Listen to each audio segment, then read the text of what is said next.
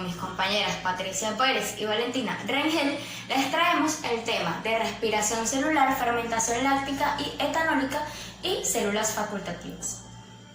Primeramente vamos a empezar hablando acerca de lo que es la respiración celular. Esta no es más que un proceso catabólico realizado por toda célula con la finalidad de liberar energía conocida como ATP, es decir, adenosintrifosfato.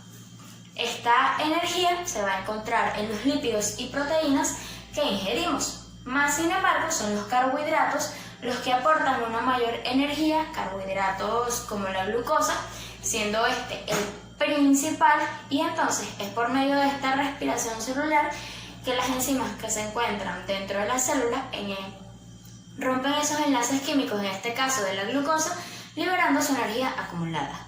Ahora bien, entrando bien al tema, para ello necesitaremos tener en cuenta dos conceptos muy importantes. La respiración celular se divide en dos, en una respiración anaeróbica y en una respiración aeróbica. La respiración anaeróbica esta va a ocurrir en el citoplasma y es sin la presencia de oxígeno, mientras que la respiración aeróbica ocurre en las mitocondrias y es con la presencia de oxígeno. Seguidamente vamos a tener la respiración celular desde un nivel como más alto y pasaremos por cada una de las principales etapas de este proceso y señalaremos la manera en la que ésta se conecta entre sí. La primera fase del proceso es la glucólisis. La glucólisis es la oxidación metabólica de la glucosa que permite la conducción neta de energía en forma de ATP. Esta glucólisis se va a llevar a cabo en el citosol y ocurre en presencia o ausencia de oxígeno.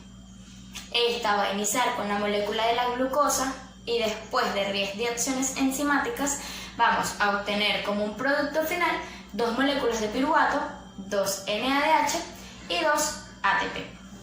Seguidamente vamos a tener el proceso de oxidación del piruvato. Y aquí cada piruvato de la glucólisis viaja hacia la matriz mitocondrial, que es el compartimiento más interno de la mitocondria, y ahí el piruvato se va a convertir en una molécula de 2 carbonos unida a una coenzima A, que es mejor conocida como acetil-CoA. Y también se va a liberar el dióxido de carbono y se va a obtener NADH. Entonces, de estos productos finales de las 2 moléculas de piruvato, estos van a tomar 2 vías, que pueden ser la fermentación láctica o la fermentación etanólica. Claramente, esto solo va a ocurrir en ausencia de oxígeno, pero cuando las condiciones presentan oxígeno, es decir, que hay respiración aeróbica, el ácido piruvato se va directamente a la mitocondria, donde va a iniciar una ruta metabólica, y aquí es donde le va a dar paso a la segunda fase, que es la respiración aeróbica. Y esta va a ocurrir en presencia de oxígeno. La etapa siguiente es la degradación de la glucosa, es la respiración, es decir, la oxidación escalonada del ácido piruvídico a dióxido de carbono y agua. La respiración aeróbica se cumple en 2 etapas, el ciclo de Krebs y el transporte de electrones y la fosforilación oxidativa. Estos 2 últimos procesos transcurren acopladamente. Entonces vamos a tener lo que es el ciclo de Krebs. En este ciclo se da una sucesión de reacciones químicas donde es liberada esa energía almacenada a través de la oxidación del acetil-CoA derivado del carbohidratos, lípidos y proteínas, y en esta serie de reacciones se producen 36 ATP, 6 moléculas de agua y 6 moléculas de dióxido de carbono. También se va a producir NADH y FADH2. Y para continuar, tenemos la última fase, que es la cadena respiratoria y la fosforilación oxidativa. En este punto, la célula ha ganado solo 4 ATPs, 2 de la glucólisis y 2 en el ciclo de Krebs. Sin embargo, ha capturado electrones energéticos en 10 NADH2 y 2 FADH2. Estos transportadores depositan sus electrones en el sistema de transporte de electrones, localizado en la membrana interna de la mitocondria. La cadena respiratoria está formada por una serie de transportadores de electrones situados en la cara interna de las crestas mitocondriales y que son capaces de transferir los electrones procedentes de la oxidación del sustrato hacia el oxígeno molecular, que se reducirá formándose agua. Y como resultado de esta transferencia de electrones, los transportadores se oxidan y se reducen alternativamente, y liberándose una energía que en algunos casos es suficiente para fosforilar el ADP y formar una molécula de ATP. Y esto se trata de la fosforilación oxidativa, que permite ir almacenando en enlaces ricos de energía las moléculas de NH2, FADH2 y estas que se liberan en la glucólisis y en el ciclo de Krebs, y que será más tarde fácilmente utilizado. Toda cadena respiratoria que comience por el NAD conduce a la formación de 3 ATP, mientras que si comienza por el FAD produce solo 2 ATP. Y para culminar, tenemos que los productos producidos por la respiración celular son el dióxido de carbono y el agua. El dióxido de carbono es transportado desde la mitocondria fuera de la célula hacia los glóbulos rojos y de vuelta hacia los pulmones para ser exhalados. ATP es generado en este proceso y cuando una molécula de glucosa es desglosada puede ser convertida en un total neto de 36 a 38 ATP. Claramente esto solo sucede en presencia de oxígeno. Y la reacción química total para la respiración celular tiene una fórmula de la reacción química de la respiración celular. Esta va a iniciar con glucosa más 6 moléculas de oxígeno y como producto final vamos a tener 6 moléculas de agua más 6 moléculas de dióxido de carbono más 38 moléculas de ATP. Y de estas 38 moléculas de ATP, 2 van a provenir de la glucólisis cuando esta es por fermentación y 36 van a provenir del ciclo de Krebs. Y esa fue toda la respiración celular que les traje hasta ahora. Y para continuar este video pasemos al segundo punto. Para continuar con el tema debemos saber qué es la fermentación. La fermentación es un proceso que surgió hace millones de años, cuando no existía la presencia de oxígeno molecular en la atmósfera terrestre. Y es por eso que ella no tiene la misma eficiencia de la respiración. Mientras la respiración produce 36 moléculas de ATP por cada glucosa que se degrada, en la fermentación se producen 2 moléculas de ATP por cada glucosa degradada.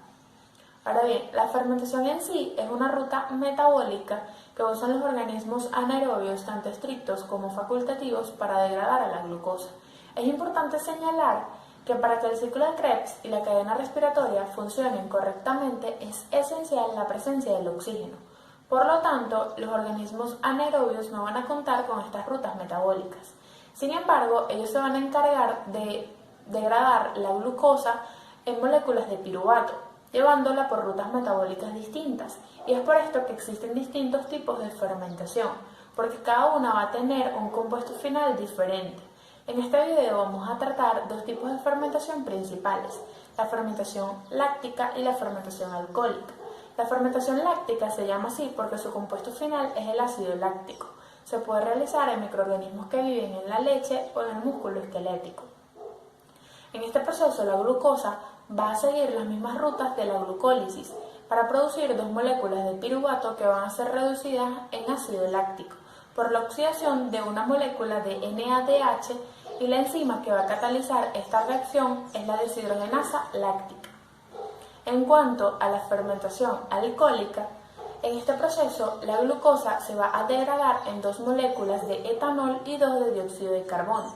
Para eso la hexosa es atacada por las enzimas de la glucólisis para producir 2 moléculas de piruvato que van a ser descarboxiladas por la enzima piruvato descarboxilasa para producir 2 moléculas de acetaldehído y 2 de dióxido de carbono.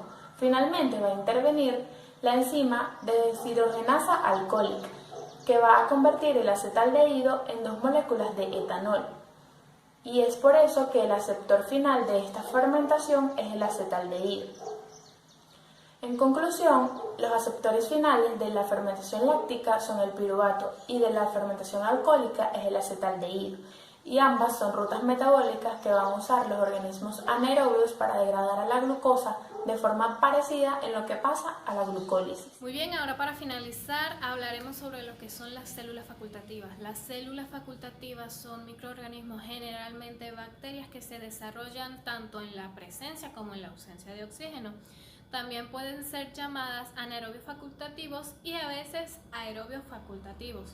Por lo general, estas pueden desarrollar un metabolismo respiratorio utilizando el oxígeno presente y también el fermentativo en ausencia del oxígeno. Las bacterias anaerobias facultativas pueden obtener energía en ausencia del oxígeno sin este ser el oxígeno tóxico para ellas. Las proteobacterias, vamos a hablar un poco sobre lo que son las proteobacterias. Uno de los principales grupos de bacterias que incluyen una gran variedad de patógenos muy importantes, de los cuales vamos a mencionar lo que son la Escherichia, la Salmonella, el Vibrio, el Helicobacter, entre muchos otros más. Otros grupos de bacterias facultativas son de vida libre e incluyen muchas de las bacterias responsables para la fijación del nitrógeno. El grupo se establece principalmente en términos de secuencias de ARN. Muchas de las bacterias para desplazarse se mueven utilizando flagelos, pero otra gran parte de las bacterias lo hace mediante el desplazamiento al entrar en contacto con una superficie. Hablando sobre las bacterias aerobias facultativas, se encuentran ampliamente distribuidas en la naturaleza o las podemos encontrar en la flora intestinal humana. Estas pueden causar infecciones graves solo en huéspedes inmunocomprometidos o pacientes hospitalarios, esos que sufren de heridas graves o quemaduras también de igual manera graves. También tenemos lo que son las células anaerobias facultativas, que estas se caracterizan por tener un metabolismo especial para desarrollar energía en ausencia del oxígeno a través de nutrientes carentes de oxígeno. También en algunas ocasiones lo hacen mediante reacciones químicas. Muy bien, algunas de las características que no debemos olvidar y representativas de las células facultativas son que estas pueden crecer en ausencia o en presencia del oxígeno, y también que el oxígeno no les es tóxico a las células anaerobias a la hora de obtener su energía. Muy bien, espero que este video haya sido de su utilidad y que toda la información dicha aquí sea de mayor provecho. Gracias.